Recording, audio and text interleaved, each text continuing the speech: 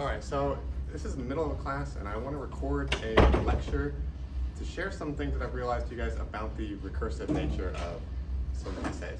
So I realized that there are really three things that people want when they're reading basically anything. They want to know what you're going to tell them, they want you to tell it to them, and they want to know why it was worth telling. Everything you see will answer these questions in some way. We can also think about this as corresponding to the different parts of an essay. So if you think about that three-part structure that's really common with just introduction, body, conclusion, they kind of correspond to these three questions. So the introduction tells you what the essay is going to tell you. The body is telling it to you, explaining the whole reasoning.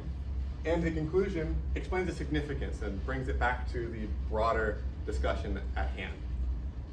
So when we look at an essay, we're going to see those three things done here. But it goes further. You also see this in each paragraph or in each section of an essay. Let's look at a paragraph. You usually begin a paragraph with some kind of device that connects it to either people's lives, like a hook, or to the things you've already said, like a transition statement.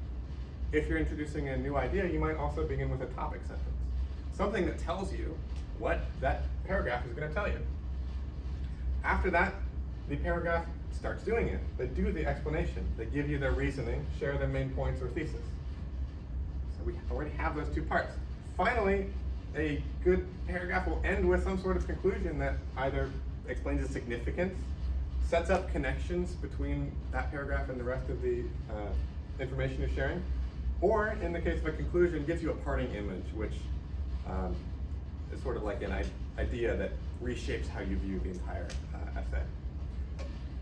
You'll see this also in like sections of an essay.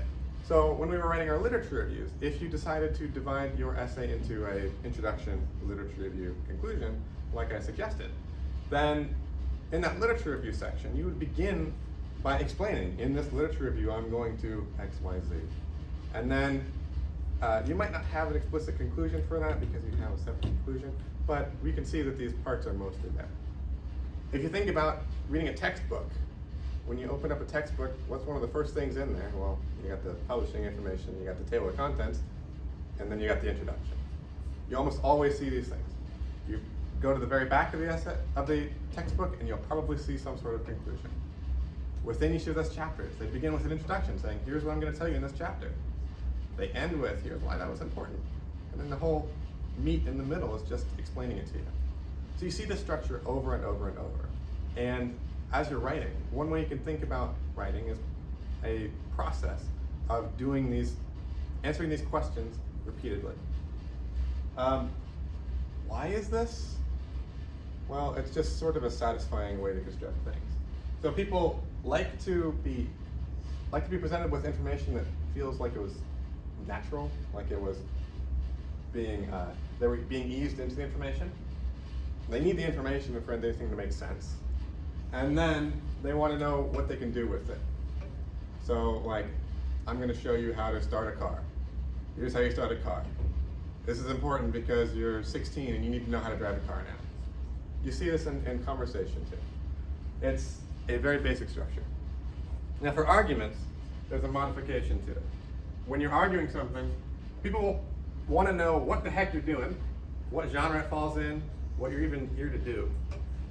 They want to know why they should care. So why do I even bother with this? And then what do you want me to do about it?